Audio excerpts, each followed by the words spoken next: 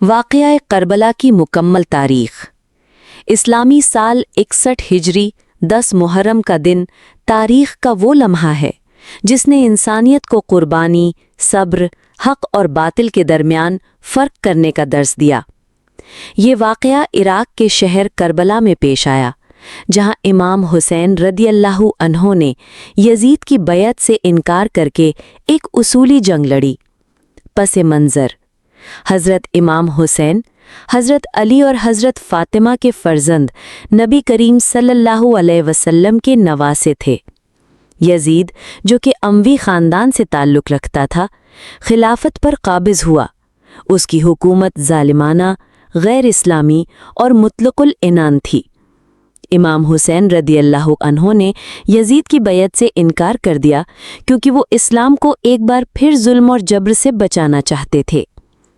کوفے کا خط اور سفر: کوفے کے لوگوں نے امام حسین رضی اللہ عنہ کو خط لکھے اور دعوت دی کہ وہ آئیں اور خلافت سنبھالیں۔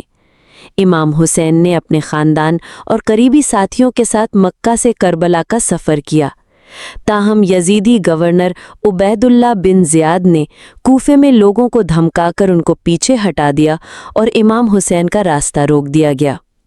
میدان کربلا: 2 محرم کو امام حسین اور ان کے اہل بیت و اصحاب کربلا کے میدان میں پہنچے۔ یزید کی فوج نے انہیں پانی بند کر دیا۔ امام حسین کے قافلے میں تقریباً 72 افراد تھے، جن میں بچے، خواتین اور بوڑھے بھی شامل تھے، جبکہ یزید کی فوج ہزاروں کی تعداد میں تھی۔ روزے عاشور: 10 محرم کو صبح سے شام تک امام حسین کے جانثاروں نے ایک ایک کر کے جام شہادت نوش کیا۔ حضرت عباس، حضرت علی اکبر، حضرت قاسم اور 6 ماہ کے علی اصغر جیسے معصوم بھی قربان ہو گئے۔ آخر میں خود امام حسین بھی بے جگری سے لڑتے ہوئے شہید ہوئے۔ بعد از شہادت: شہادت کے بعد امام حسین کا سر نیزے پر چڑھا کر کوفہ و دمشق لے جایا گیا۔ خواتین کو قیدی بنا کر یزید کے دربار میں پیش کیا گیا۔ حضرت زینب اور امام زین العابدین نے ظلم کے خلاف علم بلند کیا اور حق کو دنیا کے سامنے واضح کیا۔ نتیجہ: واقعہ کربلا حق اور باطل کے درمیان ایک واضح لکیر ہے۔ امام حسین نے اسلام کے اصولوں پر سمجھوتا نہیں کیا اور ظلم کے آگے سر نہیں جھکایا۔ آج بھی کربلا ہمیں سکھاتا ہے کہ حق پر ڈٹ جانا سب سے بڑی عبادت ہے۔ کربلا کے بعد کی حالت: واقعہ کربلا کے بعد جب امام حسین اور ان کے ساتھی شہید کر دیے گئے، دشمنوں نے ان کے خیموں کو لوٹ لیا، آگ لگا دی اور اہل بیت کی عورتوں اور بچوں کو قید کر لیا۔ حضرت زینب، جنہوں نے اس موقع پر قیادت سنبھالی، خواتین اور بچوں کو سنبھالا اور صبر و حوصلے کا پہاڑ بن گئیں۔ کوفے کا سفر: قیدیوں کو کوفے کے گورنر ابن زیاد کے دربار میں لے جایا گیا۔ حضرت زینب نے وہاں ایک نہایت پرجوش اور باوقار تقریر کی۔ جب ابن زیاد نے طنزیہ انداز میں کہا کہ دیکھا اللہ نے تمہارے بھائی کو مار دیا، تو حضرت زینب نے بے خوف ہو کر فرمایا، میں نے اپنے بھائی کی شہادت کو اللہ کی راہ میں قربانی سمجھا ہے۔ ہم نے کچھ نہیں کھویا بلکہ فخر پایا۔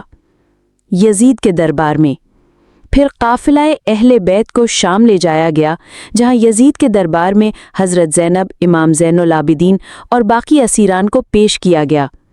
یزید نے اپنے ظلم پر فخر کرتے ہوئے امام حسین کے سر مبارک کی بے حرمتی کی۔ اسی وقت حضرت زینب کھڑی ہوئیں اور ایسی خطابت کی جو تاریخ میں سنہری الفاظ میں لکھی گئی: اے یزید، کیا تجھے یہ گمان ہے کہ تو نے ہم پر زمین تنگ کر دی اور ہمیں قیدی بنا لیا تو کامیاب ہو گیا؟ نہیں، تو نے صرف ظلم کیا اور ہم نے صبر کیا۔ یہ اللہ کی سنت ہے اور اللہ ہر چیز کا گواہ ہے۔ انہوں نے یزید کے ظلم کو بے نقاب کیا، قرآن و حدیث کے حوالے دیے اور بتایا کہ اہل بیت کی قربانی قیامت تک یاد رکھی جائے گی۔ اثر اور پیغام: حضرت زینب کی تقریر نے یزید کے دربار کو خاموش کر دیا۔ بہت سے لوگ رو پڑے۔ یزید کی اپنی اہلیہ بھی متاثر ہو گئی۔ یزید کو اہل بیت کو عزت سے رہا کرنا پڑا۔ حضرت زینب نے اس ظلم کو بے نقاب کر کے اہل بیت کا اصل پیغام دنیا تک پہنچایا۔ نتیجہ: حضرت زینب نہ صرف کربلا کی گواہ تھیں بلکہ اسلام کی اولین مزاحمتی خطیبہ بھی کہی جا سکتی ہیں۔ ان کی قیادت، جرات اور الفاظ نے یزید کے ظلم کو مٹا کر حق کا علم بلند کیا۔ ان کا کردار ہمیں یہ سکھاتا ہے کہ ظلم کے خلاف کھڑا ہونا، چاہے حالات کتنے بھی مشکل ہوں، ایک ایمانی فریضہ ہے۔